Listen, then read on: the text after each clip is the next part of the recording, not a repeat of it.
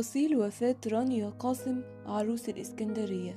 حالة من الحزن سادت السوشيال ميديا خلال الساعات الأخيرة بعد وفاة عروس الإسكندرية رانيا قاسم. الراحلة رانيا صاحبة 22 عام كانت طلبت من أصدقائها الدعاء ليها قبل دخولها غرفة العمليات لولادة طفلها الأول، وتوفت رانيا بعد الموقف ده بساعات.